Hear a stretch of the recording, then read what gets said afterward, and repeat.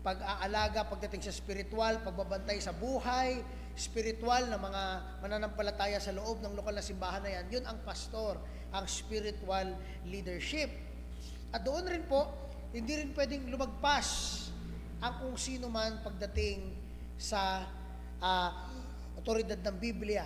Tayo po ay under lamang sa otoridad ng Biblia. Kaya yung pangalawa ay yung tinatawag natin na mga deacon. Ito naman po ay servant leadership. Kung yung pastor ay spiritual leadership, yun ang role niya, siya yung nag-nurture, nag-feed sa tupa ng Panginoon. Ang deacon naman, siya naman yung nagsusuporta, no? Nagsiserve sa tupa at sumusuporta sa pastor. Ito yung dapat natin na makita doon sa pangatlo natin. Sa isang assembleya, may pastor, may deacon, may elders. Ngayon po, sa pang-apat, ay pinag-usapan natin yung ating church polity. Ano ang church polity na Cabalig Baptist Church? At nakita natin, tayo ay congregational. No? At ang congregational ay ang bawat isang local church na pag-usapan natin ito ng Sunday, meron tayong absolute right to self-government as led by the Holy Spirit. Kaya makikita natin dito na ang bawat assembleya ay merong self-governance. Ibig sabihin, kung tayo ay parte ng simbahan, no, ang nagkakaroon ng final say or decision pagdating sa mga bagay-bagay ay tayong kongregasyon. Hindi pwede makialam ang mga nasa labas. Kaya yun yung sabi natin sa pangalawa, free from any interference. Hindi dapat nakikialam ang kahit sino mang o wala kahit na anong input na magiging mas mabigat kaysa sa desisyon ng simbahan. Kung kahit na kanino mang organisasyon, grupo, convention man yan, o asosasyon, o individual, wala doon ang mas mabigat ang sabi kesa sa kongregasyon ng simbahan na yon. Note natin, no decision of other churches or association of churches would be acknowledged as binding on the church. Ang note natin dyan, tanging ang assembleya lamang ang merong right to govern itself as they are led by the Holy Spirit in submission to the only head and authority of the church, which is Christ. Simply to say, ang gustong sabihin ng note na yan ay ang desisyon sa loob ng simbahan, tayo ang nakakaalam nito. No? Tayo ang nagdidesisyon nito. Pero under pa rin tayo sa pagsunod sa katotohanan ng Biblia at ng Panginoong Jesucristo dahil siya po ang head ng simbahan. Pag wala doon sa kanyang sinabi yung ating desisyon, dapat baguhin natin yung ating desisyon kasi hindi yun biblikal. Lagi pa rin tayo magpapasailalim sa katotohanan ng Biblia. Kaya pinag-uusapan natin ang mga desisyon, ang bawat desisyon sa church. On letter B, pagdating naman sa association and cooperation with other churches, pinag-usapan natin na scriptural naman na tayo ay makipag-cooperate at makipag-associate tulad ng ginawa ni Paul at ng iba't ibang mga churches noon. Sila ay nagtutulungan.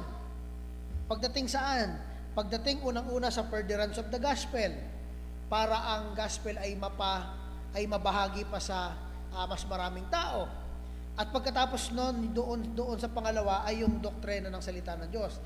Tayo ay pwede makipag-cooperate, makipagtulungan kung tayo ay makipag-share ng gospel at pagdating doon sa pagtuturo pa, pagpapalakas pa ng mga doktrina ng salita ng Diyos. So, tayo po ang merong desisyon, ang judge, kung paano tayo mag-cooperate sa ibang churches. No? Pero tatandaan natin ulit, si Christ lamang at ang kanyang salita ang nasa taas ng simbahan. Wala nang iba pang dapat tayo tingnan o sundin o sundan maliban sa Panginoong Kristo at ang kanyang salita, no? Pagdating sa doktrina, sa desisyon, sa vision, at kung paano tayo nagko-conduct ng mga ministries, dapat sumusunod pa rin sa salita ng Diyos. Hindi doon sa ating mga sariling teorya o sa ating mga sariling mga nakaisipan. So yun lang mga i-review sa mga napag-usapan natin nung last Sunday, dahil para mabigyan tayo ng linaw kung ano ba ang simbahan at kung ano ba ang ating paninindigan pagdating sa church governance o policy. Tatandaan natin, ang ulo ng simbahan ay si Kristo, tayo lahat ay parte ng kanyang katawan, may kanya-kanyang role. Okay? So, yan ang isa sa pinakamahalagang nabakuan natin. Hindi dapat tayo magkompromiso doon sa stand na yon. Okay? So, ang lesson natin, ang pag-aaralan natin this morning ay ano ba ang Biblical New Testament Church? Okay? Titingnan natin kung ano ba yung iniutos doon sa unang simbahan. Okay? At ano ang na ipakita dito na biblically ang otoridad ng isang simbahan saan galing. Okay? So, titingnan natin ito. Number 5, what is the Biblical New Testament Church? Ano ba ang Biblical New Testament Church? Ano yung sinasabi sa Bible pagdating sa simbahan? Okay? Hulaan ninyo. Ano ang unang pagtitipon sa New Testament? Okay? Ano ang unang simbahan sa New Testament? Na doon binigay ang mga misyon at kautusan na gagawin ng isang simbahan. Sige. Sino makakahula? Ano ang unang simbahan sa New Testament? Okay? Meron ba? Lahat nagsusulat, Meron po ba? Okay? Na gustong humula? Ayan. Uy, ang haba ng sinusulat nyo. Ang haba na sinusulat nyo, tama na yan. Ano ang unang simbahan na sinabihan ni Kristo noon ng misyon ng isang simbahan? Okay? Doon rin natin makikita na yung pagtitipon na yon ay hindi lang siya basta tinawag. Kung hindi, ang kanilang purpose talaga ay magmumula sa kanila ang mga tinuro ni Kristo at sila ang magpapatuloy nito. Okay? So, note muna bago tayo magsimula. Kung pwede nyo dyan mailabas yung note. Okay? Konting note lang. Sa Baptist faith, sa ating pananampalataya bilang isang Baptist, we emphasize na only sound churches. Only sound churches preserve the essential apostolic faith and practice. Pansinin nyo yung word na sound. Bakit ginamit natin yung salitang sound dyan? Kasi marami ngayong churches. Marami ring mga Baptist churches. No? Marami ring mga Baptist churches na hindi siniseryoso ang faith, ang pananampalatayang nanggaling sa mga apostol at ang mga practice na kanilang dinadala, no, at tinuturo. Mahalaga na makita natin sa point na ito na pagka sinabi nating sound churches, ibig sabihin ng sound, no, ay tama, no? Tama. Tama ang mga turo, tama ang doktrina, tama ang pananampalataya, sound churches. Okay? Wag niyong ulitin ko po para malinaw ha, ang church ay hindi yung building, ang church ay yung pagtitipon. So only sound churches preserve the essential apostolic faith and practice. Pagka sa kanilang doktrina, pagka sa kanilang palang pananampalataya ay hindi na tama, hindi sila mga church na iniingatan, no, at nananatili saan? Sa turo at pananampalataya ng mga apostol. Ano ang example ng mga yan? Ang isang example, ang tinuturo ng mga apostol is there is God the Father and the Son and the Holy Spirit. No? Pati ang pag-baptize nila ay ganoon. Baptizing them in the name of the Father, the Son, and the Holy Spirit. Ngayon, kung hindi sila naniniwala na si Kristo ay Diyos, ang Holy Spirit ay Diyos, then therefore, sila ay hindi sound church. Hindi sila sound church. No? At hindi rin sila nananatili, hindi sila nagpapatuloy saan? Sa tinuturo ng mga apostol at ng mga disipulo ni Kristo. Tandaan po natin, note, kung pwede mo dyan mailabas, ibig sabihin ng salitang apostolic, it means, ito ay sumusunod sa faith and practice ng mga apostol. Faith and practice ng mga apostol. Strictly,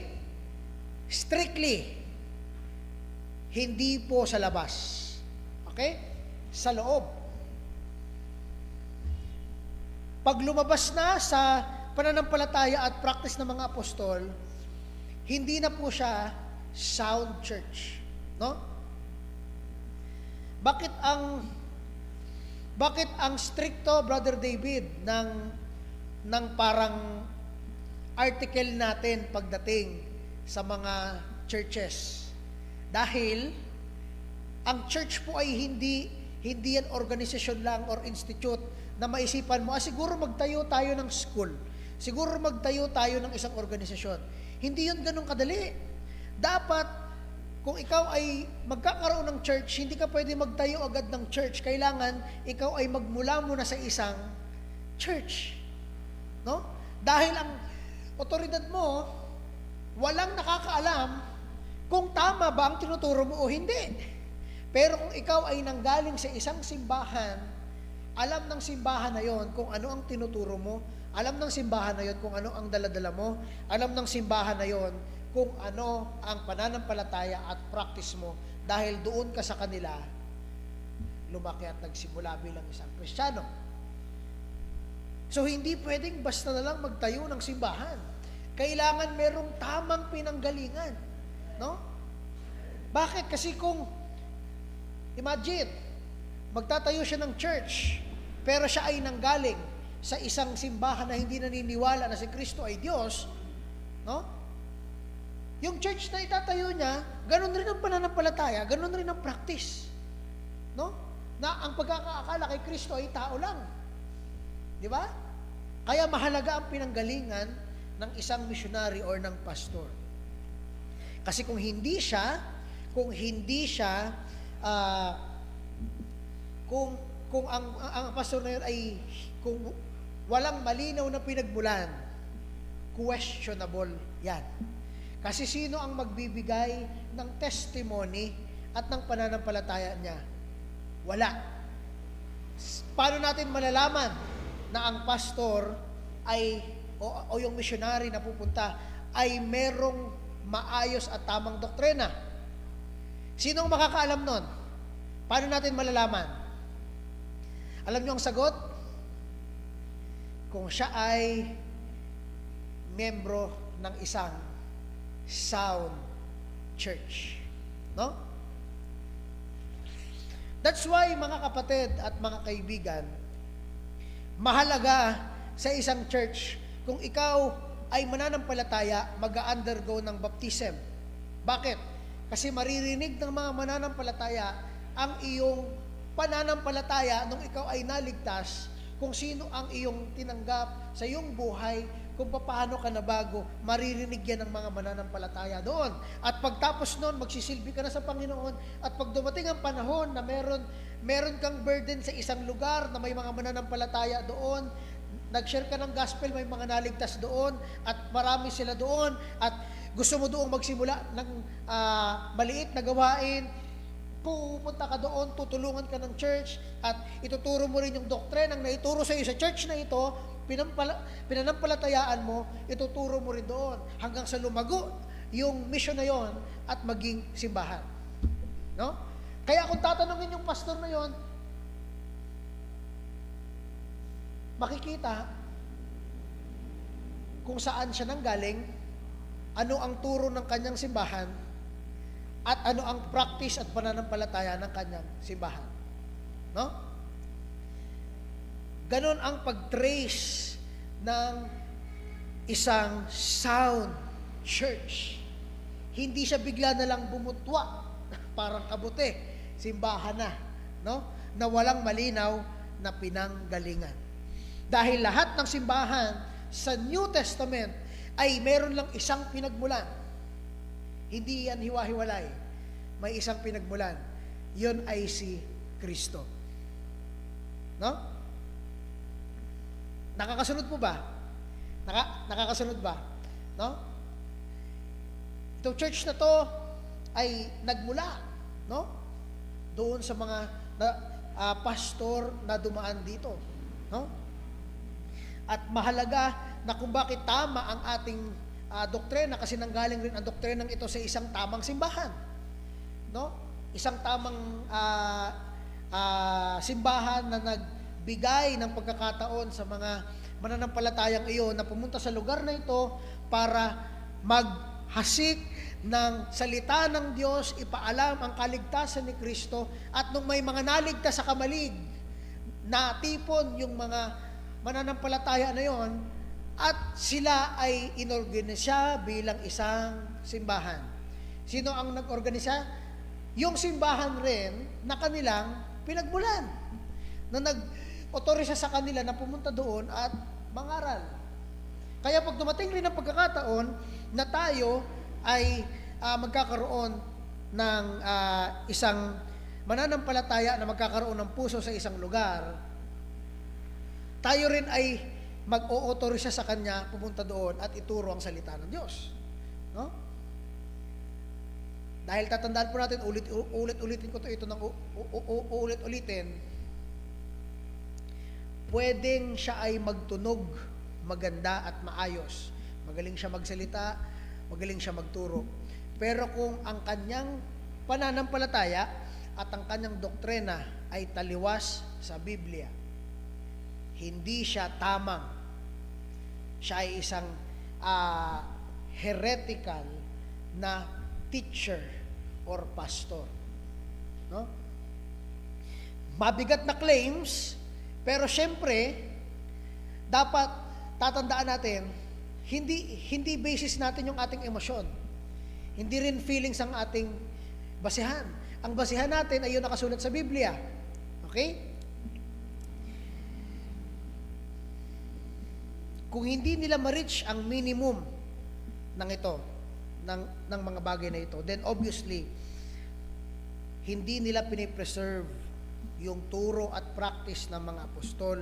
Hindi tayo nag-iimbento ng mga bagong bagay, pinipreserve natin, ino-observe natin, accurate things na nanggaling sa scripture at wala nang iba. Okay? So, ulitin ko po, sa Baptist faith, we emphasize accuracy. Accuracy ha, ibig sabihin nun, kung ikaw ay nagda-darts, sino ang marunong mag-darts dito? Alam ang darts, no? Yan yung may parang maliit na parang ballpen kaliit, tapos may board dyan na itatapon mo yon para makarating saan? Sa bullseye, no? Yun ang darts. Okay? Kung pwede ka dyan makapakita ng picture. Ngayon, pag sinabi natin accurate, dapat 5. 1, 2, 3, 4, 5 ay laging bullseye. malapit doon sa bullseye o nasa bullseye. Hindi pwedeng nasa labas o sobrang layo sa bullseye. Yun ang ibig sabihin ng accurate. Ibig sabihin dapat, as much as possible bilang Baptist, ang isang Baptist church ay accurate sa kanyang mga tinuturo. Paano yun, Brother David? Ang daming tinuturo ng Bible. Paano natin mamememorize? Doon na nga pumapasok yung articles of faith. Kaya may articles of faith tayo. Kasi ito yung tinatayuan natin na pananampalataya. No? Para hindi kung saan-saan pumunta ang pananampalataya ng isang Kristiyano o isang simbahan. Ito yung nasa Biblia, ito yung aming pinag-pray sa Panginoon na nabuo ng simbahan na aming pananampalataya at titindig kami dito. Ngayon, ipinasa ito doon sa mga lumabas at nagtayo ng simbahan nila mula sa simbahan na ito at doon sa pagtayo ng simbahan na yon, makikita natin, no? Ang accuracy ng isang church ay magmumula sa kanyang pananampalataya. Okay? Nakakasunod po ba? Okay? Nakakasunod ba? Accurate. No? Ang simbahan ay hindi pwedeng bigla na lang bumutwa na parang kabote. Dapat ito ay clearly traced back sa isang sound church. Kasi kung hindi, walang accountability. Pwede siyang mag-invento ng sarili niyang version. No? Pwede siyang mag-invento ng sarili niyang pananampalataya. O, nakita niyo kung ano nangyari sa panahon ngayon. Di ba? Yung isa ay nakarinig ng mensahe mula sa anghel. Ano nangyari? Nagtayo ng sarili ng church. Di ba? Ngayon, hindi naniniwala na si Kristo ay Diyos. Di ba? Oh. Ano pa nangyari doon sa isa? Yung isa naman ay, yung kanilang leader ay binigyan ng isang pakautusan rin daw, no? Nasa sarili nilang kautusan at pinakita daw yun sa kanya sa panaginip. Nagtayo rin ng simbahan. Ano nangyari? Di ba? Dumami rin ang mga ligaw pagdating sa pananampalataya. No? Sino yun? Ito. Ano pa? Kaya kung wala tayong na tinatawag na mga articles of faith na ito, ang isang simbahan ay nasa danger na gumawa ng sarili niyang pananampalataya. Kaya dapat tatandaan natin ang ating metrics, ang ating metros, ang ating pang-measure sa isang simbahan ay ang kanyang doktrina, ang kanyang pananampalataya, at higit sa lahat, yung kanyang pinagmulan. No? In case man na may dumating dito na pastor or missionary na tatayo siya sa pulpitong ito, hindi tayo pwedeng basta lang magpatayo dito ng kahit sino na hindi natin alam kung ano ang kanyang pananampalataya at ang kanyang doktrina. No? Dahil importante ang mga bagay na yan. Sa isang Baptist church, we emphasize, ulitin ko, anong ulit yung word? Accuracy. No? Accurate. Kung sa darts, dapat nasa bullseye o nandoon malapit sa bullseye. Hindi malayo sa bullseye. Kasi we are talking about the Word of God at ang pinapakailaman nito ay hindi lang basta buhay, eternidad. Kaya pag mali ang ating ituturo, maliligaw ang tao. We emphasize accuracy. Okay? So ngayon, tingnan ngayon natin, ano ang sound church? Ano ba ang sound church? Okay? Kung pwede, dyan natin mailabas yung Matthew chapter 16, verse 18. As Christ organized the church during His earthly ministry, ito yung mga binigay niya. No? Buksan muna natin sa Matthew chapter 16, verse 18. Gusto ko po na makita ninyo na ang church ay specifically, no? Specifically itinuro ng maayos ng Panginoong Jesucristo sa tamang pupuntahan niya. Okay? Matthew chapter 16 verse 18. Andiyan na kayo, say amen. Let's all stand up as we read the Word of God. Tapos pupunta tayo sa chapter 28, 18 to 20. Magsisimula muna tayo sa 16. Okay? Verse 18, sabay-sabay tayo. Ready? Read. And I say also unto thee, thou art Peter, and upon this rock I will build my church, and the gates of hell shall not prevail against it. Lipat ngayon tayo sa 28, 18 to 20. Okay? Una si Peter, yung kanyang sinabi. Bago tayo magpatuloy sa 28, bakit? Kasi pagkatapos ni Kristo tanungin, sino ba ako sa iyong tingin? Ang sabi ni Peter, sa dami ng pinagdaanan nila ng Panginoon, ikaw ay ang anak ng Diyos. Na-conclude niya yun. Hindi yun sinabi ni Kristo, word for word, ako ang anak ng Diyos. Hindi yun sinabi. Si Peter mismo nakakonclude sa dami ng nakita niya at na-observe niya kasama ang Panginoong Jesucristo, ang conclusion niya, ikaw ay anak ng Diyos. Ang sabi ng Panginoon, hindi ako ang hindi ang iyong talino, kung hindi ang Holy Spirit ang nagpaliwanag ng bagay na yan sa'yo. Kaya pagkatapos noon, ang susi ay bibigay ko sa iyo ang salvation, ang lahat ng tinuro ni Kristo ay binigay sa mga apostol, at ang sabi ng Panginoon na doon ulit sa verse na binasa natin sa verse 18, upon this rock I will build my church. Ngayon sa 28, Matthew chapter 28 verse 18 to 20, tingnan niyo po ito. Mga kapatid, tatandaan natin, ang glory dapat maibalik sa Diyos, at yan ang ginagawa ng Great Commission. Bakit? Pinapakita dyan na ang Diyos kayang magligtas, magbago ng buhay ng isang tao. Hindi lang doon natatapos. Ano yung nabasa natin sa pangalawa? Go ye therefore and ano yung sunod? Make, preach. Hindi yan preach the gospel. Preach the gospel ba yon? And teach, ang alam ko dun eh. Kasi ibang text yung preach eh. Go ye therefore and teach all nation. Yan. Yung susunod po ay teach all nation. Hindi lang basta Great Commission. Ang pangalawang mission na binigay ng Panginoong Jesucristo sa simbahan ay ano? Make disciples. Make individual disciples. No? Ano ibig sabihin nun?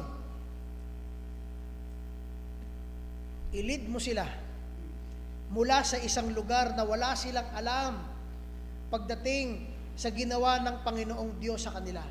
Papunta saan? Papunta doon sa lugar na sila ay naiintindihan ko po ang gospel, handa na akong sumunod sa Panginoong Jesucristo. That's discipleship. At hindi lang doon nagtatapos, tutulungan mo sila hanggang sila ay maging firm in their stand with the faith. Ibig sabihin, pag tinanong mo sila, pag namatay ka ba ngayon, sigurado ko sa langit ka, ang sagot sa'yo, opo. Dahil binigay ng Panginoon ng kanyang buhay para sa akin. Doon mo marirealize na nakapag-disciple ka talaga. Dahil naabot mo yung ganong sitwasyon. Naabot ng tinuturuan mo yung ganong sitwasyon na sigurado siya sa kanyang pananampalataya at gusto niya sumunod sa Panginoong Jesucristo. No? Hindi natin siya gagawing networking. Okay? Kumbaga, sige, tuturuan ko kayo, pagka tinuruan ko kayo, dapat magtuturo pa kayo, and etc. Hanggang sa dumami, tayo ng dumami. Maling perspective yon. Ang goal natin, mapakilala ang Panginoon, madala sila saan? Sa pananampalataya at pagsunod kay Kristo. Mga kapatid, hindi tungkol sa atin ang simbahan. Ang simbahan ay tungkol sa Diyos. It's not about us. Ang sabi nga, less of us, more of Christ, more of Him. Hindi tayo ang sikat, o ang bida sa simbahan, ni ang testimony mo. Dapat minimum lang, hindi yan dapat maririnig saan? Sa pag-share ng gospel, dahil hindi yan ang gospel. No? Pwedeng sa introduction mo, ako ay dating makasalanan. Ito yung mga ginawa ko dati, pero binago na ako ng Panginoon. Pero hindi yun ang gospel. Hindi yun ang gospel. Pwede mong i-introduce ang sarili mo bilang ganon. Pero hindi yun ang gospel. Hindi yun ang makapagbabago sa tao. Hindi yun ang makapaghihikayat sa tao. Dahil kung ang testimony mo ay naging sobrang bigat sa pandinig at doon sila naniwala, ang galing na bago ka pala, gusto ko na rin maniwala, ibig sabihin, sino ang Kristo? Kasi naniwala siya saan? Sa buhay mo. Yes, gusto ko rin magbago, gusto ko rin maging Kristiyano. Dahil ang laki ng pinagbago mo. Di sinong Kristo? Ikaw. Pero hindi niya naintindihan na kung bakit niya kailangan maligtas dahil isa siyang masamang rebelde na araw-araw gumagawa ng kasamaan sa harapan ng Diyos.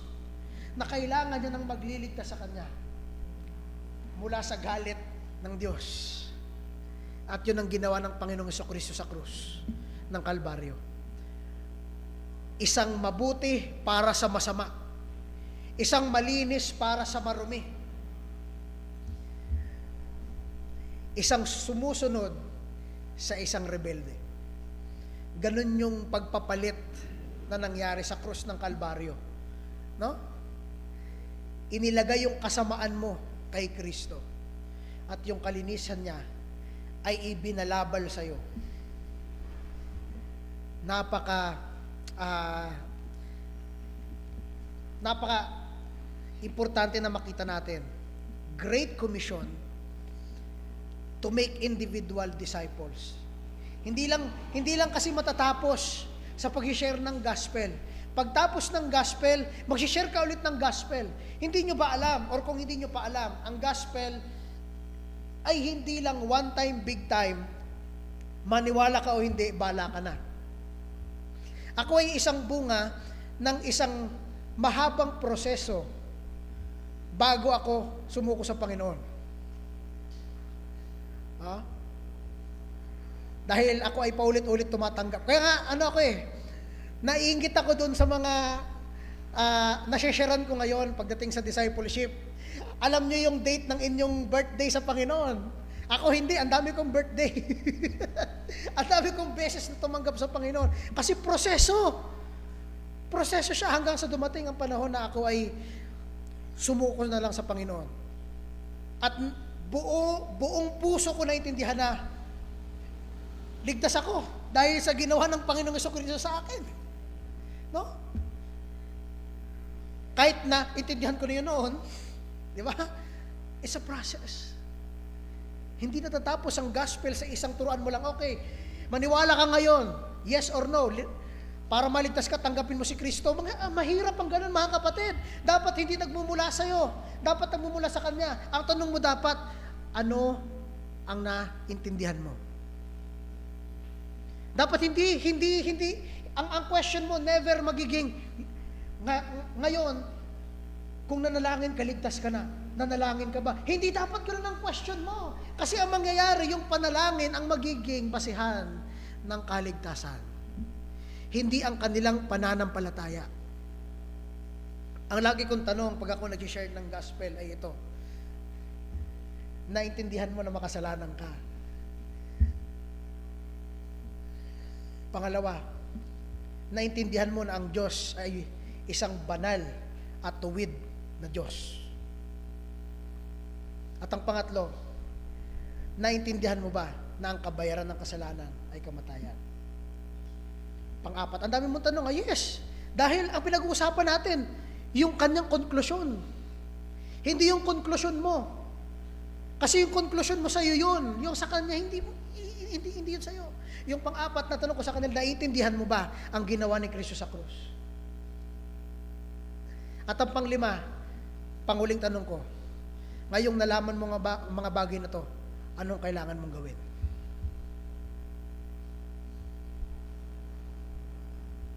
Pag ang sinagot niya,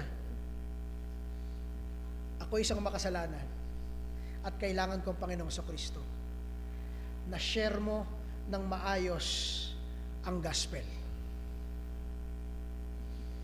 Na ituro mo ng malinaw ang gospel. Nakuha po ba natin? Di ba? Ang layo doon sa alam nating teknik. Nanalangin ka na ba?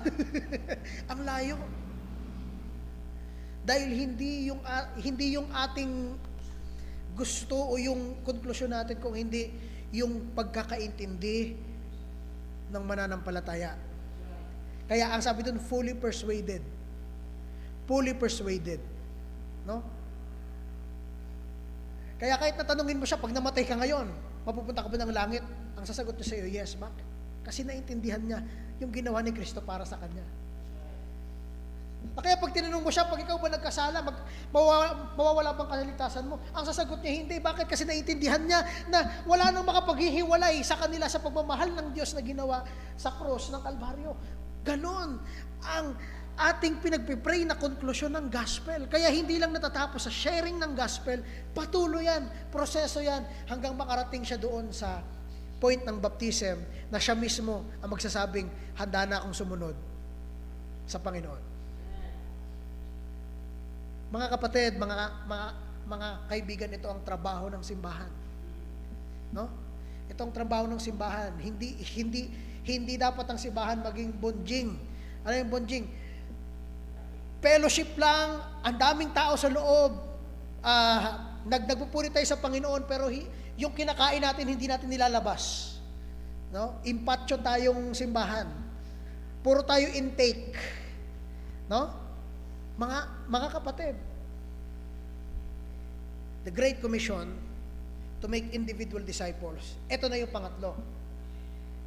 To build the church and instruct and observe as He has commanded. Ito yung pangatlo at panghuli dyan sa ating pinag-uusapan.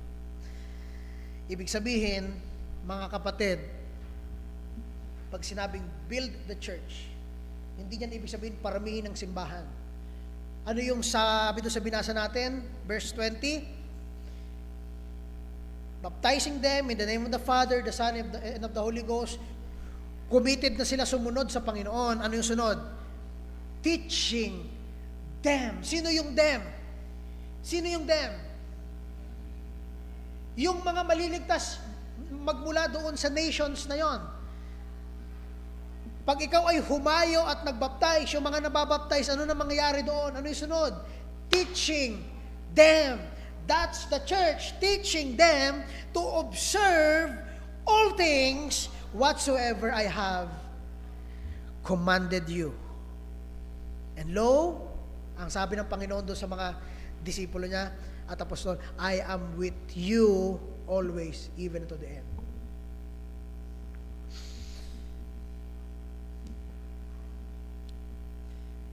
Ang building ng church is never about number. Ang building ng church, ang pagpapalakas ng simbahan ay hindi sa pagpapalaki ng building o pagpaparami ng mga membro sa simbahan. Ang pang-build ng church ay simple. Ano yon? Ituro sa kanila ang tinuro ni Kristo. Mas maganda sa mata na makita ang mga membro dito sumusunod sa Diyos kaysa ang dami natin, hindi nyo alam kung sumusunod pa sa Diyos ang mga taong yun. Dahil ang purpose ng church ay parang isang lagayan ng tupa at yung mga tupa doon ay pinapakain ng Panginoong Jesucristo sa pamamagitan ng pastor na nilagay doon at lumalaki ang mga tupang yon at nagpo-produce pa ng mga panibagong tupa. Nakuha po ba natin? No? Hindi papasok ng kung sino. Meron ng manok, may baboy na sa loob, may aso na sa loob. Hindi na puro tupa yung nasa loob. No? Mga kapatid, importante na makita natin ang tamang perspektibo ng isang church. Nakakasunod po ba? Nakakasunod po ba? No? Kaya, pag ikaw ay member ng church na to, expectation sa'yo, ay sumusunod ka sa Panginoong Jesucristo. No? Sumusunod ka sa Panginoong Jesucristo. Secondary na lang yung dapat mag-church, ito dapat ginagawa mo, secondary na lang yon. Ang mahalaga sa amin, ang mahalaga sa bawat isang member dito, ay ang bawat isang pamilya sumusunod sa Panginoon. Lumalayo sa kasalanan. No? Nakukuha po ba natin? Mga kaibigan at mga kapatid, ito ang proper church measurement natin pagdating sa New Testament. No? The biblical church does Great Commission. Ano yung pangalawa? To make individual disciples. Pangatlo, to build the church and instruct as He has commanded. No? Kaya, paano mo explain ang Kristiyano? Paano mo explain ang church? Di ba? O di ngayon, mas napasimple. Dati pag tinanong ka, ang dami mong explanation. Ano ang Christian? Ay, na ganito yan. Kami ay ganito, ganyan. Ito ang aming denomination, A, B, C, D, E, F, G. Hindi. Simple na lang ngayon. Anong isang Kristiyano? Isang taong sumusunod kay Kristo. Isang taong makasalanan na binigyan ng kaligtasan at awa ng Diyos. Anong isang simbahan? Mga taong kinaawaan ng Diyos, nagtipon-tipon sa isang lugar para purihan ng Diyos at ibahagi ang kanyang salita at magpalakasan at purihin ng Diyos. Mas napasimple. Hindi ganun kakomplikado ang simbahan. Pinapakomplika natin sa mga legal and technical terms. In simple to say, we are just followers of Christ. Amen po ba? Hindi Brother David. Grabe. Mga kapatid, ito ang ating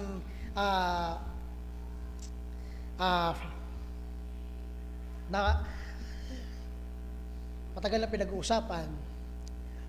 Tatandaan natin, ang simbahan ay hindi yung building, tayo yon. Kaya, ibig sabihin, need natin ito i-apply sa ating mga buhay. No? Nakita ko naman mukha niyo, sabi ko na nga ba, kami na naman ito.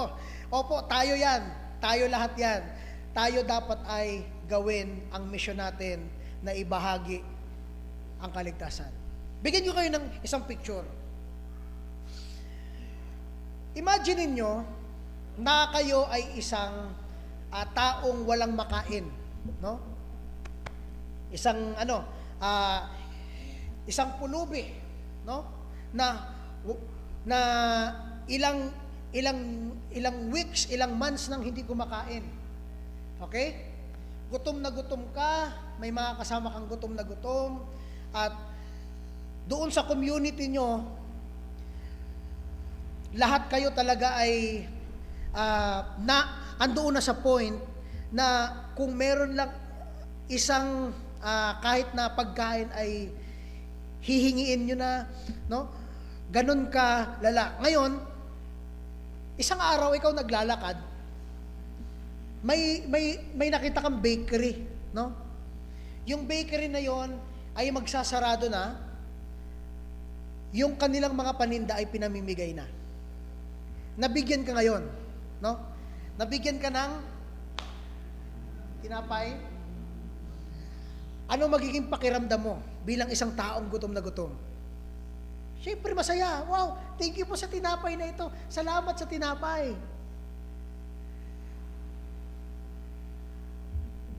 Pagkatapos nun, ito ang question. Alam mo kung saan ka nakakuha ng masarap na tinapay na pinamimigay na lang? Sasabihin mo ba yon sa kapwa mo pulubi na nagugutom rin?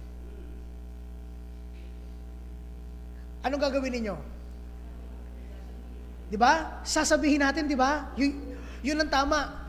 Ang tanong, bakit pagdating sa kaligtasan, hindi natin magawa? Ganun ang itsura natin. Nakatanggap lang tayo ng grasya sa Diyos, pero hindi nyo maibahagi, may kaligtasan sa Panginoong Jesucristo. May kapatawaran sa Kanya, yung mga ginawa mong mga masasama, pwedeng patawarin ng Diyos at maibalik ka sa maayos na pagkakatayo bilang isang tao. Mga kapatid, guilty tayo lahat dyan. No? Guilty tayo lahat dyan. Lahat tayo ay tulad ng isang pulubing nakatanggap ng isang tinapay na hindi binabahagi sa ating kapwa pulubi na nakakuha tayo sa lugar na yun ng masarap na tinapay. Tayo lang yung nag-i-enjoy ng salvation ng Panginoon, ng grasya na binigay ng Panginoon. What can we do? No? Yan ay question para sa ating lahat. Lastly, at ito na ang pagtatapos ng ating article number 14. Knowing that, ngayong nalaman na natin itong mga bagay na to, ito ang dapat iingatan natin. Magtatapos tayo dito. What the church should be careful of. Next, number 6. Number 6 na tayo. Sige, next. What the church should be careful of. Andiyan na ba? Okay. Panghuli. Bilang isang simbahan, ano ang iingatan natin? Magbibigay ako sa inyo ng mga concept. At please,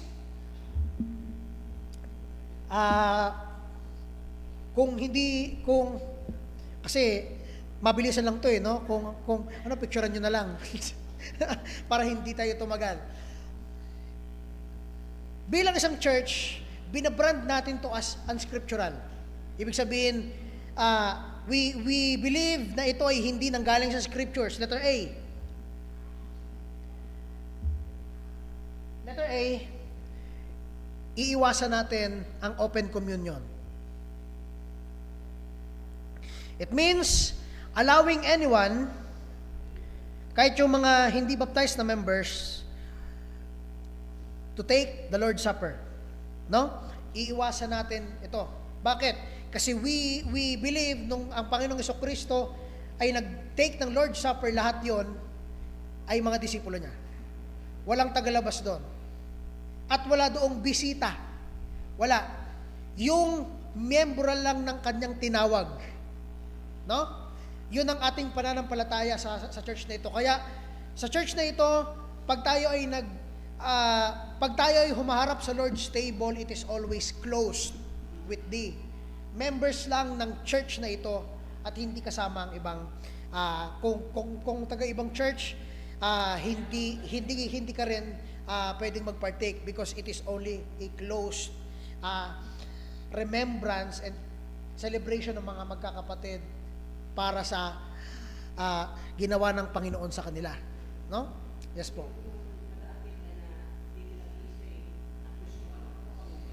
Opo. So, hindi po tayo tumatayo sa open communion. It is always closed. Letter B, alien baptism. No? Ibig sabihin nito, hindi tayo magre-recognize ng baptism na pinerform ng isang church na hindi parehas ng ating doktrina. No? Example, siya ay na-baptize, pero yung church na pinanggalingan niya ay hindi naniniwala na si Kristo ay Diyos. So hindi yun same faith. Dahil ang baptism natin is symbolical ng ginawa ni Kristo, no? Isang Diyos na nagkatawang tao. That's our premise. Pag hindi yun ang iyong faith, then definitely that's called alien baptism. No? Ang i-recognize lang natin yung tamang baptism. And that's why kung meron mang magta-transfer, ang unang question doon, paano mo nakilala ang Panginoon at sino ang Panginoon sa'yo? No? At papakinggan nyo ng mga members. Diba? Bago ka i-vote na maging member ng church. Pero kung na-find out na hindi same ang doctrine, o di kailangan idaan pa rin sa discipleship bago mag-declaration ng kanyang faith ulit. With the right salvation, right doctrine, at right faith. Okay po ba? Okay? Nagas po natin. Okay? Yes po.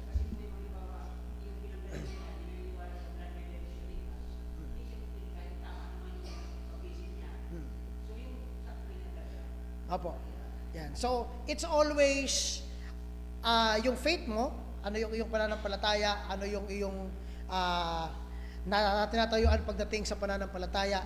Kasi kung hindi si Kristo or hindi yung kaligtasan na binigay niya sa cross ang basihan mo ng kaligtasan, then definitely hindi tama yung baptism mo. Kasi ang declaration ng baptism is what? Handa na ako sumunod kay Kristo, no? Kaya very important ito. Hindi rin tayo nag-accept ng infant baptism. We don't do that, no? Or ang baptism ng galing sa isang grupo na naniniwala na ang baptism ay required para maligtas, no? Pagka ganun ang kanyang doktrina, hindi rin natin 'yon in-accept. That's what we call alien baptism. Ang baptism lang na in-accept natin ay isang mananampalatayang nanampalataya kay Kristo sa ginawa niya sa krus. Ang basihan ng kanyang kaligtasan, yung ginawa ni Kristo sa krus. Maliban doon, wala na dapat. Okay? Dahil, yun lang naman talaga ang sabi nga doon sa isang verse, there is no other name given or written under heaven that gives salvation to man. Sino yun? It's Jesus Christ. Wala nang iba. No? Letter C. Yung tinatawag nating pulpit affiliation with heretical ministers or mission boards. Ano ibig sabihin nito? Hindi tayo mag-aalaw ng mga heretical or non-Baptist or Baptist ministers na mag-preach sa church pulpit. Sa pulpit ng church natin. Pagka hindi natin kilala ang doktrina, no? Example, merong na bumisita, tapos may ibang doktrinang na tinuturo, hindi napansin ni pastor. Nakalapitin yung si pastor. Pastor, may ibang tinuturo yun na para pababain na ni pastor dito sa pulpit yun. Bakit? Kasi delikado yun. No? Para ka lang nagpakain ng betchin sa mga alaga mong manok. No? Kaya wag. Pag may narinig kayong false doctrine or merong visitor, no? Para maging proper, wag kayo sisigaw. Mali yan, hindi. No, lumapit kayo kay pastor, sabi niyo, pastor, parang mali yung tinuturo nung nagtuturo sa harapan niya yun. No? Okay po ba? Para tayo, ayan. Kasi, bakit? This is our church. Dapat i-maintain natin ang purity ng church. Especially, para sa mga bago pa lang sa mananampalataya na hindi pa matibay sa kanilang faith. No? Tayo dapat ang nandoon para i-guard ang church, i-guard ang mga mananampalataya, i-guard ang magkakapatid pagdating sa mga false teaching. Yes po.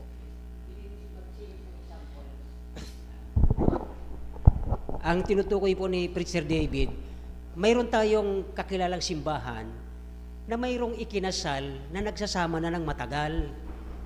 So nagsumbong sa akin, Pastor, hindi ba dapat yon? Kasi ang binabanggit ni Preacher David ay purity. Dapat malinis ang simbahan ng Panginoon dito.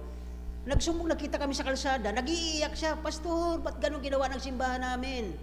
Nagpakasal doon sa simbahan namin, sa loob ng chapel namin, matagal na silang nagsasama. Ay, siyempre ako hindi makapag-husga kasi pastor din ako eh. Sabi ko, wala akong pakialam doon sa pamilya nyo kasi pamilya ko dito sa Kamalig. Hindi ako pwedeng maghusga dyan, pamilya mo yan. Ganun ang sinabi ko doon sa tao. Huwag po kayong magagalit sa akin, ayaw ko makialam sa inyo kasi pamilya nyo yan. So, ang tinutukoy ni Preacher David, kung ito yung binigay sa atin ng Diyos pinagkatiwalang simbahan, mahalin natin, alagaan natin ang purity. Malinis ito sa paningin ng mga tao para hindi mapupulaan sino. Si pastor hindi. Ang mapupulaan dito pag gumawa tayo ng mali ay ang Panginoon. Salamat po.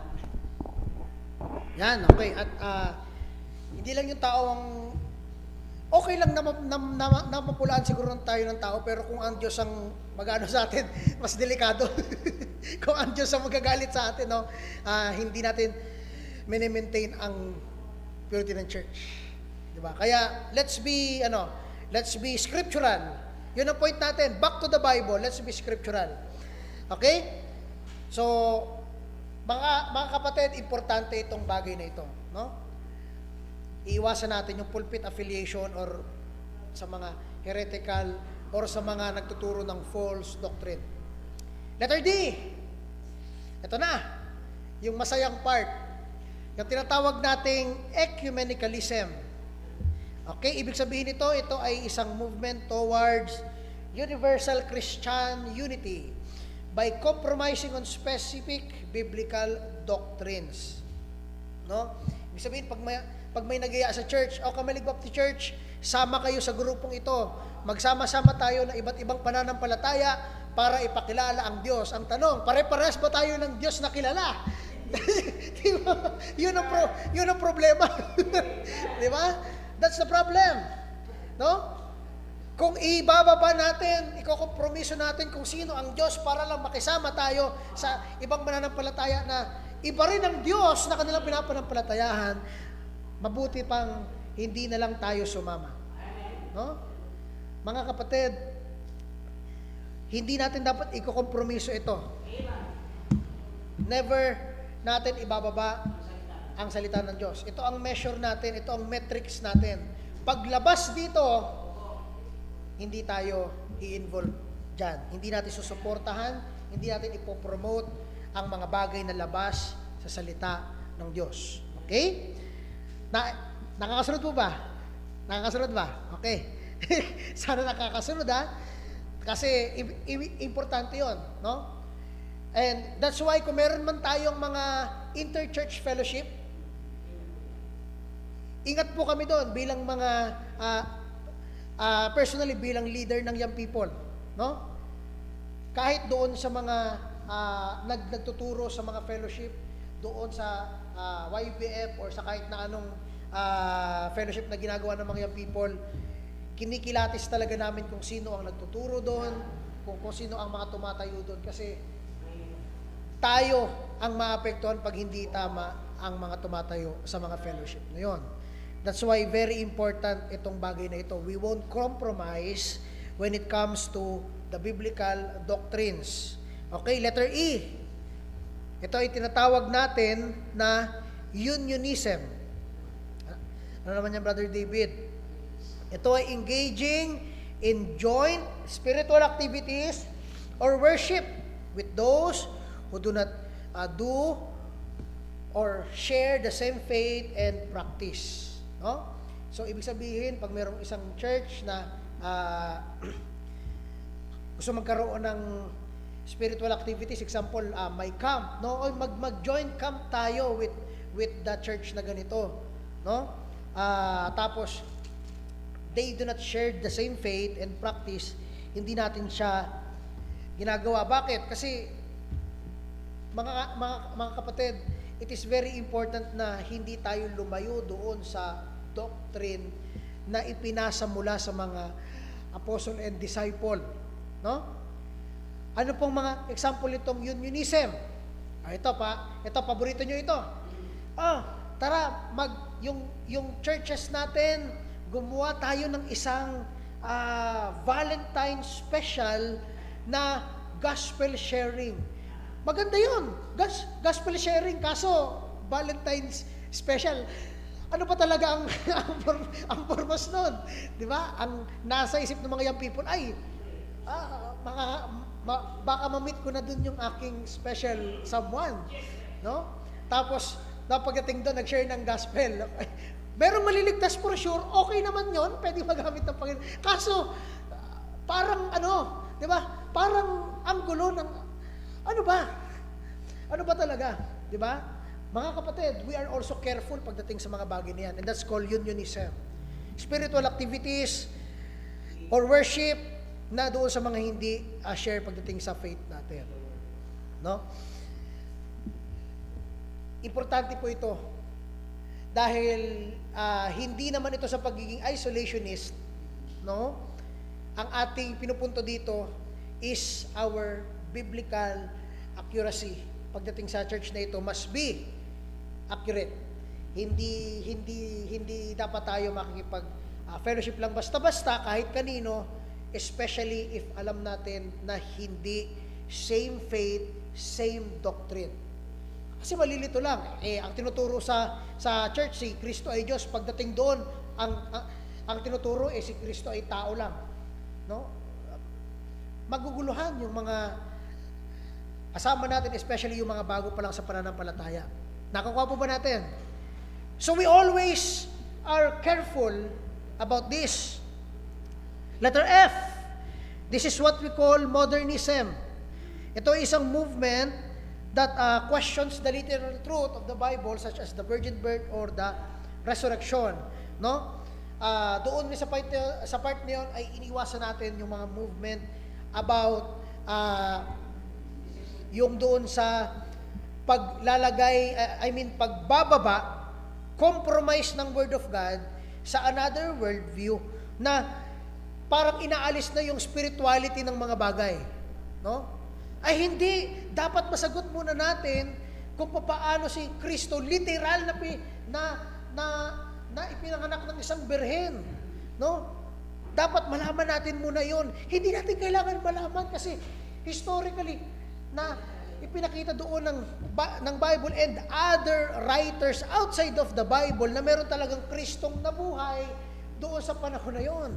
Hindi lang po Bible ang may hawak ng record na yan. Even yung mga Eastern monks may sulat about one who is named or titled Christ, Jesus Christus pa nga doon sa Latin, pagkakasulat nila, na nabuhay talaga doon at pinatay, no? Outside of the Bible. It's a historical fact. Kaya, very important na magkaroon din tayo ng pag-ingat dito. But, at the same time, hindi rin natin ito maiiwasan sa labas ng church, no? And that's why meron tayong ipag-pray natin na magkaroon tayo ng kahit simple na apologetics class, no? Pag-pray natin 'yun para tayo ay maging mas malakas pagdating sa pag-defend ng ating faith. Let's pray for that. At meron namang mga pastors dito na kilala kami na pwedeng start ng ganyang pagtuturo kahit sa church muna natin, no? And let's pray for that.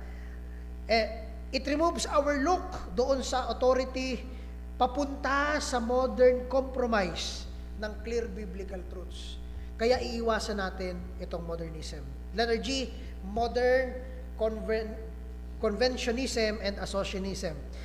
Pag ang isang central organization sa labas ng isang simbahan or headquarters ay magsasabi sa church, ito ang gagawin mo, ang paggagastusan nyo dapat ay ito. Hindi rin tayo ganyan.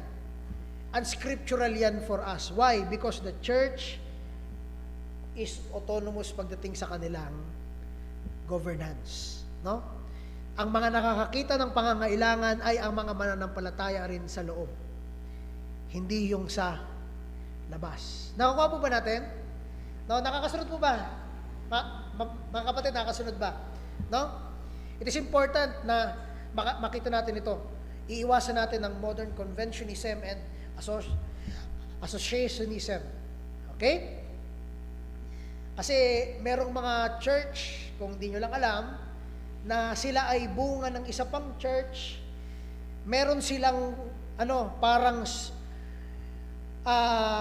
persahang dapat ito ang ituro nyo na curriculum. Di ba? May parang school Di ba? Ito ang ating curriculum this 2026. Ituro nyo ito, dapat ito yon. Hindi dapat ganun kung church na yung isang sila ang nakakaalam kung paano nila ituturo ang gospel, ang doctrines ng dahan-dahan. No? Yung expectation ng isang malaking church sa isang maliit na church, ganun ang usual na nangyayari.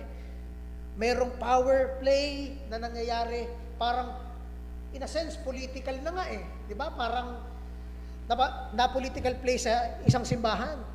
Dahil nanggaling kayo sa amin, dapat ganito rin ang inyong Pag ang simbahan namin kulay orange, dapat kulay orange rin ang inyong church. Grabe, no? Merong ganon. Kaya, we are being careful pagdating sa ganito. Hindi tayo nagpapa-under kahit kanino. We are under the Word of God at sa doktrina ng salita ng Diyos.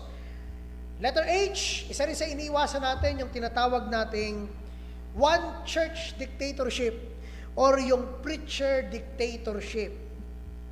Pag ang isang pastor or isang preacher o isang leader ng church acts as the boss or owner ng church instead of a servant leader under Christ. Mapapansin niyo yan, pag narinig niyo yung isang pastor nagsasabi, yung church ko, yung church na ginawa ko, yung church na sinimulan ko. Di ba?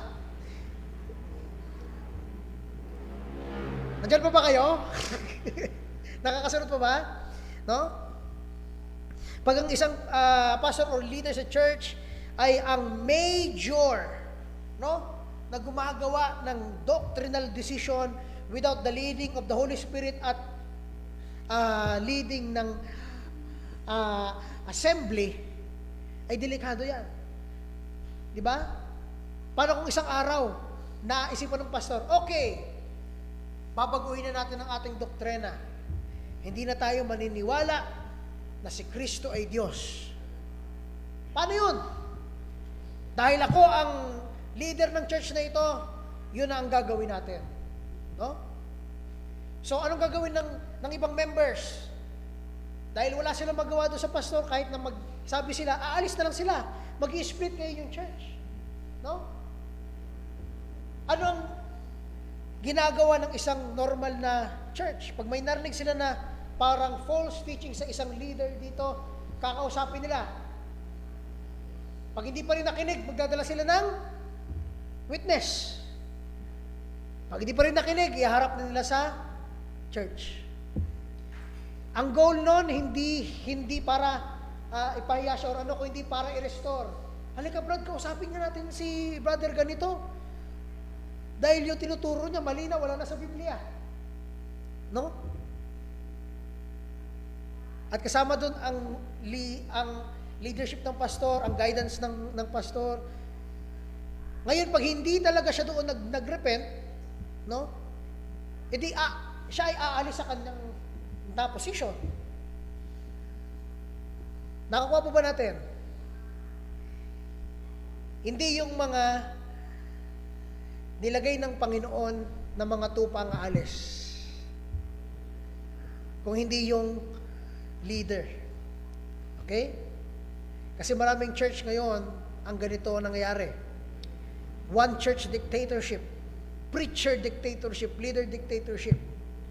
Parang pagmamayari niya ang simbahan. No, ang accountability ay nasa assembly.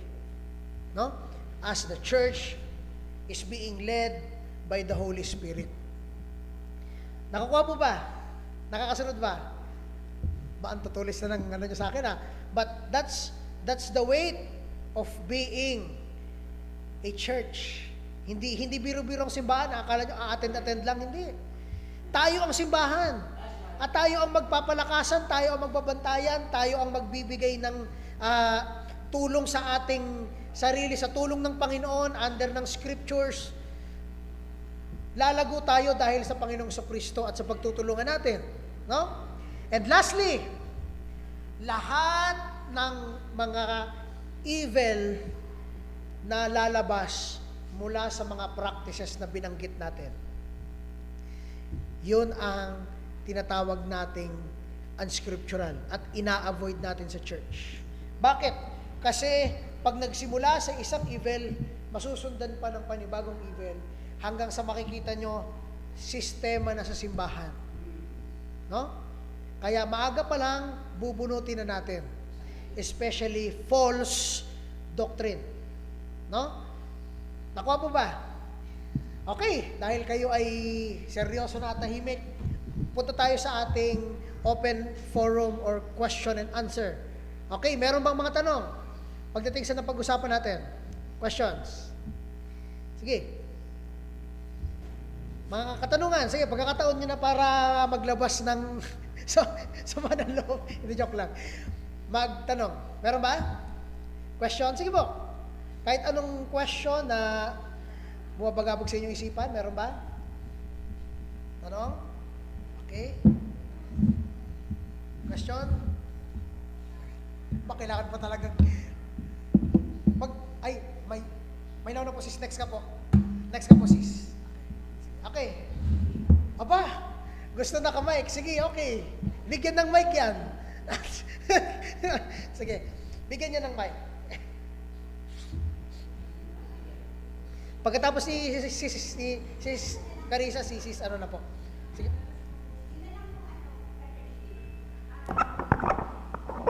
Ayan na.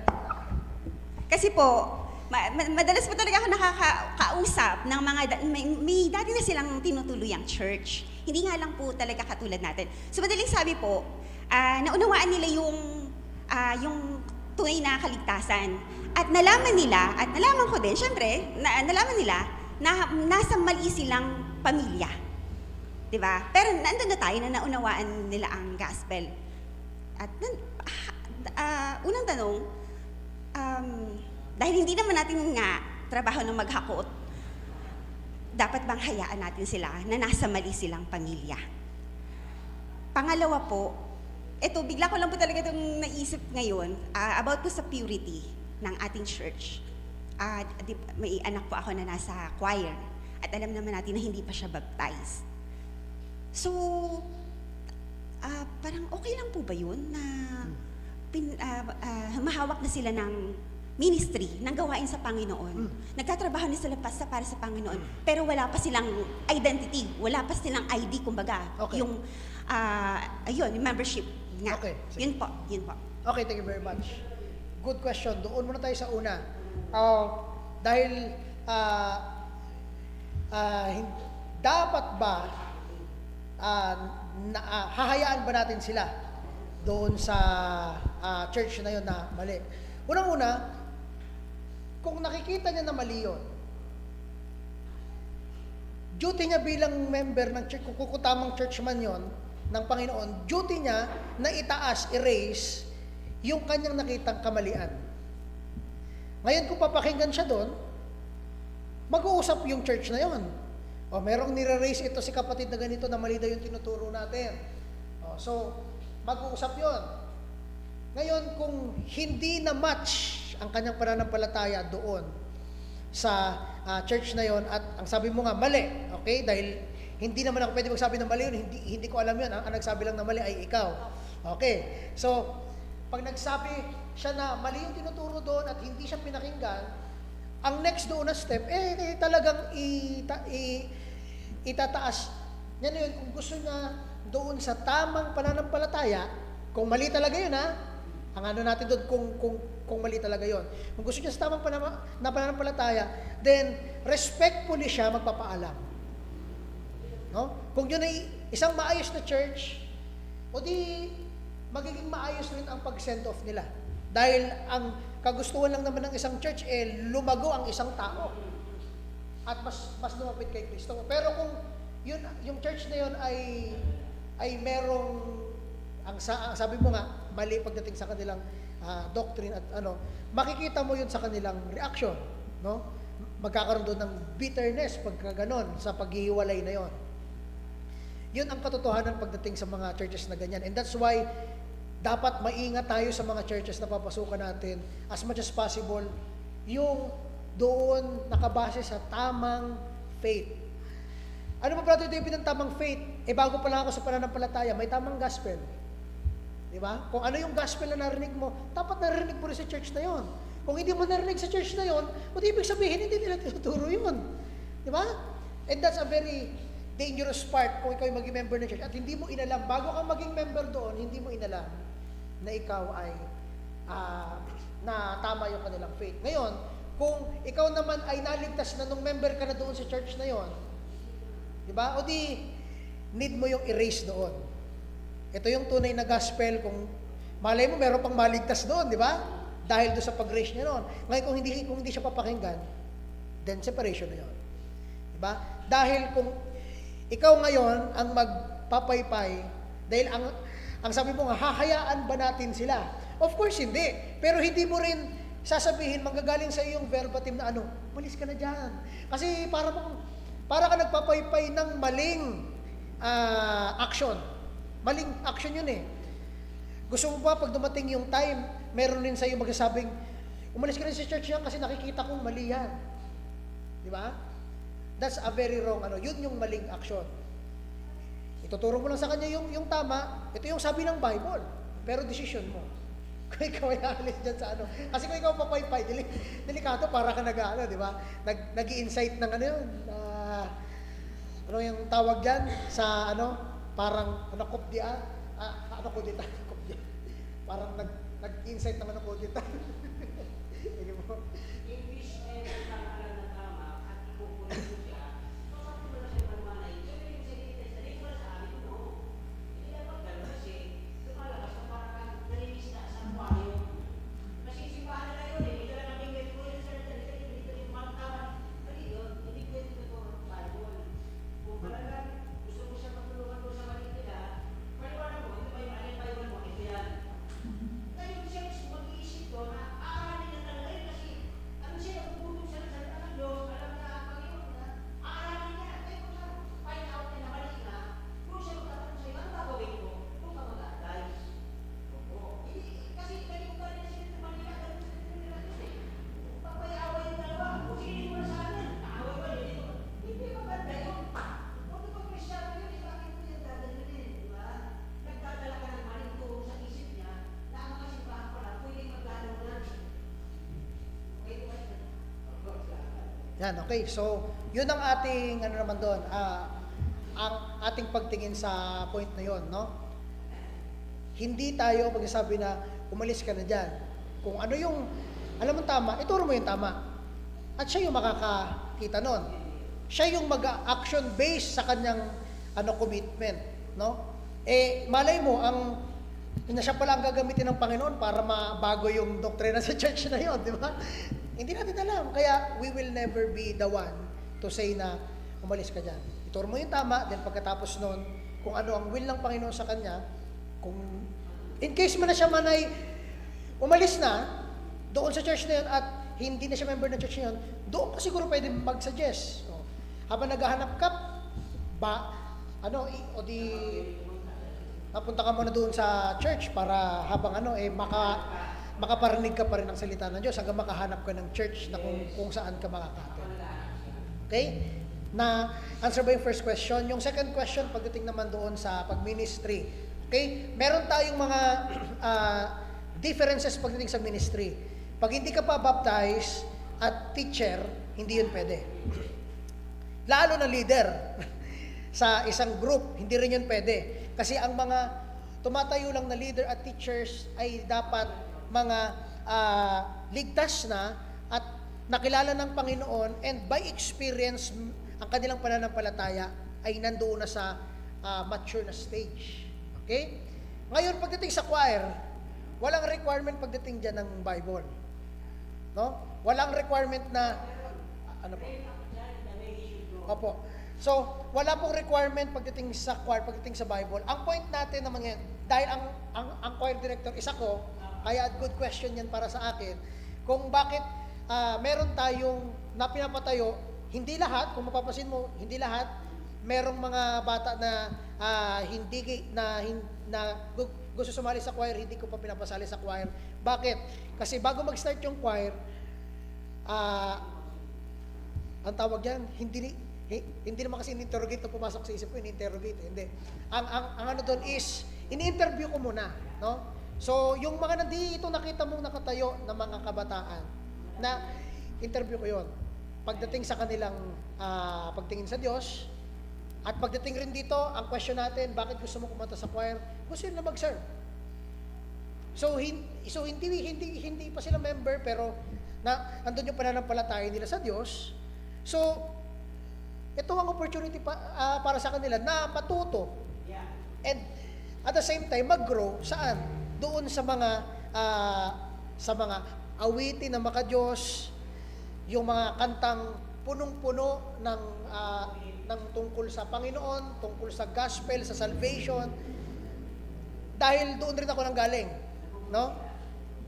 And that's why ang choir ay hindi ministry na may requirement. Ang choir is an open opportunity para sa mga mananampalataya sa church na ito at mga naniniwala sa Diyos na hindi pa baptized na mag-serve. Okay? Nakuha po ba yung ano na yun? Ay, yes po.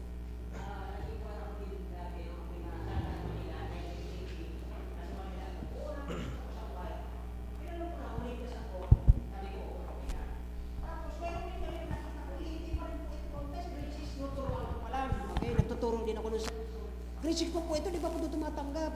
Eh, yun ang nakita kong rason ng isang kasi katulad po natin, si David, pagka nagpapakita bago mag-practice ng choir, ay tinuturo niya muna yung mensahe ng aawitin. Para kanino yung aawitin? Para sa'yo? Para maging magaling ka? Hindi. Tinuturo doon sa aawitin, ito yung pagpupuri sa Diyos, pagpapasalamat sa grasya, na kahit tayo nagkakasala, biniyayaan tayo ng kapatawaran ng Diyos. Yun po ang tinuturo muna sa choir. Naging member ka rin minsan, di ba? Nagkakaroon kayo ng devotion sa choir. Ang devotion sa choir, parang nagaganito rin, nagtuturo ng Bible. So therefore, yung bata, as we train them, kasi pupunta sila sa pag-mature bilang choir. Halimbawa, malay, maging talagang musician yan pagdating ng panahon, nagtitrain tayo na siya habang bata pa at di pa siya baptize, ay alam niya ang kinakanta niya para talaga sa Diyos at hindi para sa kanya sarili, para hindi maging sikat siya. Pangalawa, na nandoon ang batang ito, na para po siya ay lumalaki doon nang galing ito sa matagal ng problematic na family. Di ba ako nagkakamali? Kung bakit nagpupunta ang mga bata dyan, napansin nila na yung family namin problematic.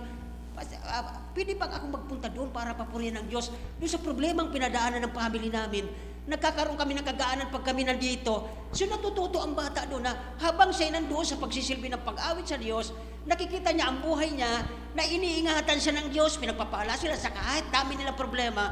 Kaya yung bata lumalago na hindi lang siya kumakatak, kundi nagpupuri sa isip niya, Panginoon, ikaw ang priority ko. Dahil lahat ginawa mo sa family namin, nagdurusa ang family, madaming problema ang family namin.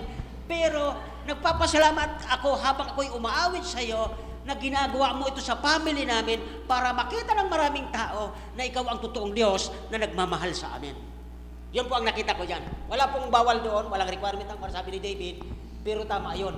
Nagmula ang batang yun na, kasi anak mo yan eh. Kailan ka ba nagsimula dito, di ba? Sabay-sabay tayo dumating dito, 2010 ako nandito, 2008 ako nandito. Pero alam mo, nung grade, asan si Ashil? Wala pa. Grade 3 lang si Ashil, nagsimula ang problema sa inyo. Kaya nakita ko ngayon sa mga kapatid niya at kay Ashil, nagsiserve sila sa kanilang Panginoon, hindi sa simbahang ito. Nandito ang mga batang yan, nagsiserve yan sa Diyos at hindi kanino man sa atin. Yan po ang masasabi ko. Si Ashil, kung kakausapin mo, mas maayos ang doktrina niyan pagdating sa Biblia. Kinurik pa nga ako minsan, Pastor, di ba parang lumalabas? Kasi sabi madalas kong gamitin yung hindi lahat na tumatawag Panginoon, Panginoon ay maliligtas. Kundi yung lamang sumusunod, sabi niya sa akin, Pastor, di ba parang, ano yan, parang by works yan? Kasi kung hindi gumawa, hindi maliligtas. May ano siya doon eh, may wisdom kaya mga kapatid. Si Ashil, grade 3, nagsimula kayong umuwi doon sa inyo sa Cavite, bumalik, ibinalik kayo ng Diyos, may purpose ang Diyos para ang mga batang ito lumaki. Simbahang ito, na ipinapakita nila, kung ano naman ginagawa nila sa loob ng simbahang ito, pinapakita nila ang Diyos na kumikilo sa pamilya nyo at hindi kami na ginagamit ng Diyos. Okay ba yun? So, salamat po. Okay, so ayan. Ay. Okay, so ayan. So yun ang so basically, ang natin doon hindi, itong ministry na to ay hindi diyan isang requirement, no, ang pagiging baptized. It's about an open opportunity para sa mga mananampalataya, baptize mo na hindi. Pero yun ang galing rin dito, no? Syempre, kung tagalabas biglang ka nasasama, hindi naman. Yun ay para sa atin at sa ating mga families na mga gustong mag-serve sa Panginoon. And it's also a part of training na rin sa isang bata na ito ang Diyos, ito ang ginagawa natin para sa Diyos, no? Pero sa teaching again, ang ating doon, pagdating sa mga teaching, doon sa mga importanteng role sa church, of course, ang ilalagay natin doon are baptized na mga nanampalataya. Sis, nakuha ba yun? Okay, sige. Okay. Sige, punta tayo kay Sis Rose, yung iyong pong question. Asan po yung ating mic?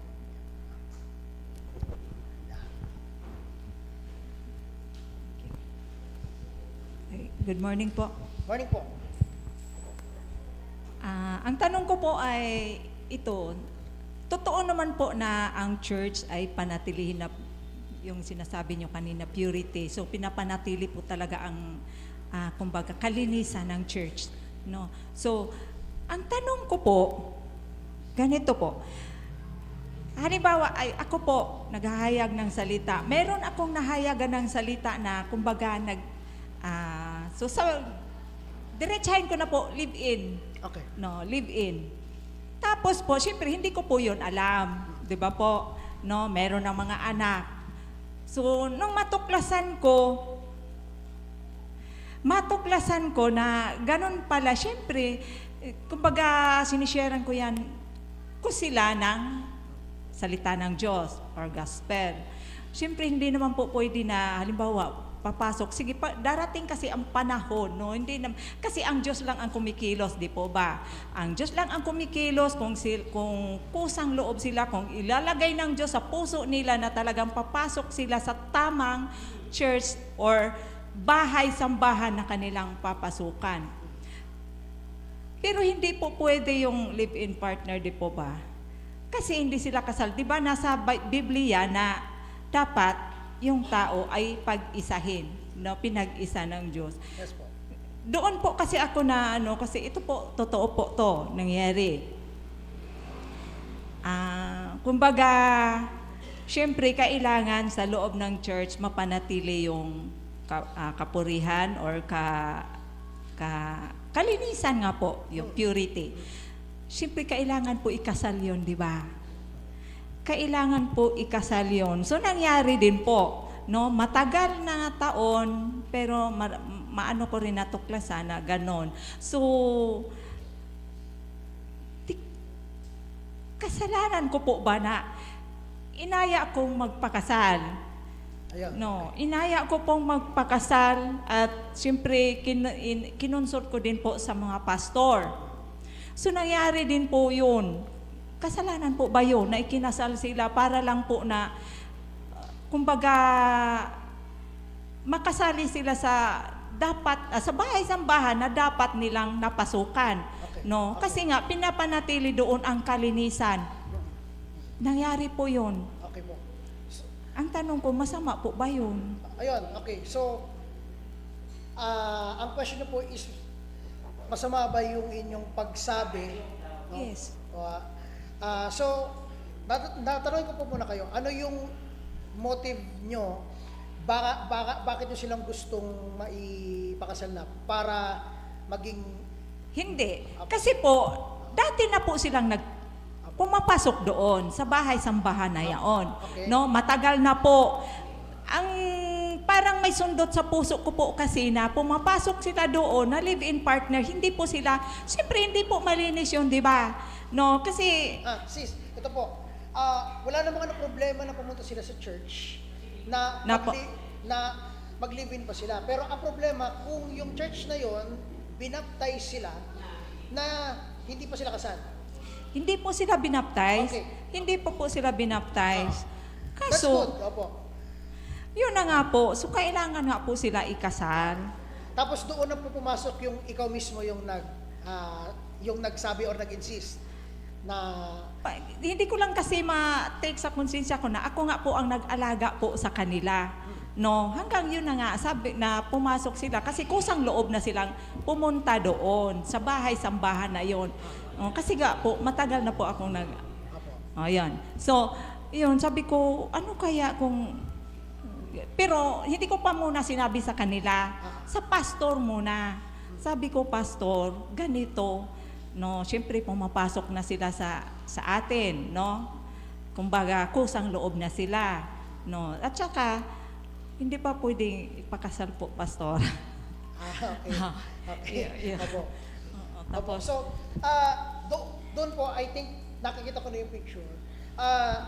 Hindi po masama yung inyong ginawa na magsabi na. Kasi na magsabi doon sa pastor at doon rin sa kanila na magpakasal na. Kasi yun naman talaga yung dapat. Opo. Na kumbaga, bilang mga teachers, or sabi nyo nga po kayo nag-alaga, parte pa yun ng responsibility nyo na paalalahanan sila na hindi tama yung paglilibiin. Magpakasal na kung yun talaga ang will ng Panginoon sa kanilang dalawa. So that's part of discipleship na rin. Kasi syempre, hindi naman natin expected na na alam na nila lahat. Tayo yung So that's okay lang po na nagpapalala kayo. So ngayon ang doon naman sa part ngayon po nung nagpakasal, sana ang goal ng pagpapakasal nila para sundin yung will ng Panginoon sa dalawang magpartner. Hindi Opo. lang basta para dahil para makapasok sa church or para makapagano sa church. Hindi Ayan. po. Hindi po Amen. kasi Okay. nagbabasa po tayo ng Biblia. So alam natin po kung ano yung alituntunin po doon sa Biblia na yaon. So siyempre po kailangan po natin sundin 'yon. Opo.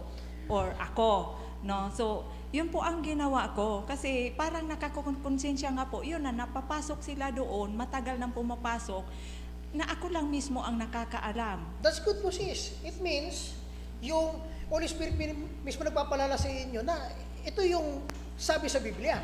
Okay po. Then that's the enlightenment ng Holy Spirit. Sabi sa 1 John, yun yung testimony ng Spirit sa atin. Okay. Nakikita yung kasi yung salita ng Diyos na ipapaalala sa atin. And that's a good example, sis, na pag tayo ay grounded sa Bible, hindi ka talaga papatulugin ng Yes po, konsensya mo. nanginginig pa nga ako pa. Opo. So, okay, thank you po, Lord. So, yun, kasi nung marinig ko baga kanina, yung sinabi ni Pastor, so baka ako din po. So, kaya, siyempre, hindi naman ako makatulog, kaya sinabi ko rin po. No, so, nagawa din po yun, nangyari din po yun. Amen. Opo. Okay, so, wala naman po ba yun? Opo. Yun ang ating role as part Okay po. ng church. Na may nalaman ka na gano'n, edi definitely, kailangan natin siya i-ano. Kasi kung hindi, ang tawag doon cargo de conscientia natin yon na ganong part. No, kaya that's a really good example ng pagdating sa church, yun yung ating role. And especially pagdating doon sa natin, no, bilang simbahan, importante ang sabi nga kanina, yung purity ng church ay hindi po yan magic na ipupure ng Diyos. Hindi. Ibinigay niya nga to para tayo ay ma-maintain natin ang purity ng church. So pag may nakita tayo doon na gano'n na kailangan ng correction, merong binigay ang doon na gagawin sa Matthew, yon? Kailangan mo siyang kausapin. Pag hindi pa rin nakinig, na for example lang, hindi nakinig sa'yo isang beses o dalawang beses, magsama ka na ng isa pang witness. Para yun naman ay tutulong rin sa'yo para maipaintindi sa kanila. Hindi para iduro-duro sila, hindi. Kundi para ipaintindi na ito ang will ng Diyos. Pag hindi pa rin sila nakinig sa church na ngayon, and then sa, na po? Sige po, Dagdag na lang po, tama naman po yung sagot. Ang maganda po dito, naiaayos po yung mali. Halimbawa, nakita nyo gano'n talaga at nagtuturo ka at alam naman nilang mali, aayusin naman yan. Hindi nga lang kaagad-agad kasi baka nag-iipon ng pera, magpapakasala, walang problema yon. Basta may aayos ang tama. Huwag lang sila manatiling namumuhay sa kasalanan. Ayun lang po ang Salamat. Okay, so sige. Wala nang question? Sige po.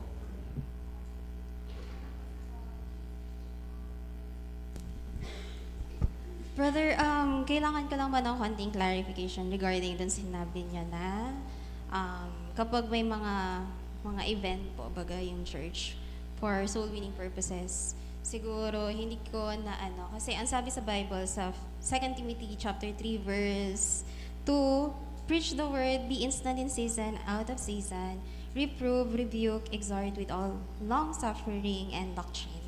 So, so yung example mo kanina, gayahin na lang natin. So, let's say, may event ang mundo ngayon na Valentine's Day. Tapos, gumawa tayo ng activity. Hindi po ba, it's actually God's will para gumawa tayo ng activity the same day para ma-rebuke natin yung mga yun. Magkaroon sila ng tamang perspective patungkol sa kung ano talaga dapat yung love, kung ano ba talaga yung love, ano ang kung sino si God. It's an opportunity as well na mapakilala natin kung sino ang pag-ibig, which is si God, and kung sino yung epitome ng pag-ibig na yun, which is si Jesus Christ. Okay. At kung ano yung ginawa nila. So I think may ibang I have different perspective dun sa na-share. Pero self-conflicting yon kasi pag sinabi mo especially ang title is doon mismo sa event na yon, tapos andun yung gospel, maging honest na lang tayo. Let's call it a gospel crusade or evangelization. Sa date lang na yon. Pero wag natin siya tatawagin na Valentine's Gospel Mission. That's confusing. That's self-conflicting. Okay. Kasi we must be clear kung ano ba talaga dapat, 'di ba? Kung mag-gospel sharing tayo, then definitely ang expectation nila gospel sharing. Ganon. Oo. So na ano mo yung point kanina na Apa, yes. may distinction dapat sa makikisama natin na ganon. Hindi pwedeng makikipagsama lang tayo sa isang church para doon sa event na yon. Kung gospel sharing din, gospel sharing. Pero kung tungkol doon sa sa may emphasis doon sa ganon. Tapos yun pala, God's love pala ibig mo doon sabihin. That's pero ang sabi mo nga pwede yun magamit, pero hindi tayo as a church dapat scripturally magi tayong clear kasi God is not a God of confusion. No? Siya ay isang na-clear na Diyos. So, pwede siguro ipag-ano natin doon sa, sabi mo, walang problema sa pag-ano ng event, pero dapat maging clear kung gospel sharing, gospel sharing. Kasi actually, it's a good opportunity. Bakit? Number one, we have to redeem the time. Sunod, instead na nakikipag-date sila kung saan-saan, pupunta sila dun sa event and makikilala pa nila si Christ. So I think that's, ano lang naman po. So yan lang naman po. So, Thank you. Okay, so ayan. So, meron pang ibang na question? Sige. Wala na? Okay. Kung wala na, let's end. Tayo po ay magsitayo at tayo po ay mag-close in prayer. Pagkatapos ito ay tawag ko si Brother Raymond para ilid tayo sa ating. Let's pray. Lord, thank you Panginoon sa aming fruitful na usapan about the church, ang aming root ng pinagmulan Panginoon, that we must share the gospel, make disciples at i-build ang church. At ganoon din po Panginoon sa mga iingatan namin at iiwasan namin sa amin pong church Panginoon, magsimula sa doctrine, sa pakikipag-fellowship, association, sa mission Panginoon, and especially Lord sa paggawa ng mga events at pagkakaroon Panginoon ng mga technicalities or mga legalities pagdating Panginoon sa mga maliliit na bagay sa church. We ask and pray Panginoon, lead this church, kayo Panginoon ang magdala sa purity ng simbahan ito na mas mabuti Lord makilala kami bilang isang church na nagpapakilala sa inyo kesa sa ibang bagay. Salamat Panginoon, lahat ito binabalik namin sa inyong pangalan, sa pangalan ni Jesus, sa aming nagpagligtas. Amen. Amen. Thank you very much. Let's call Brother Raymond.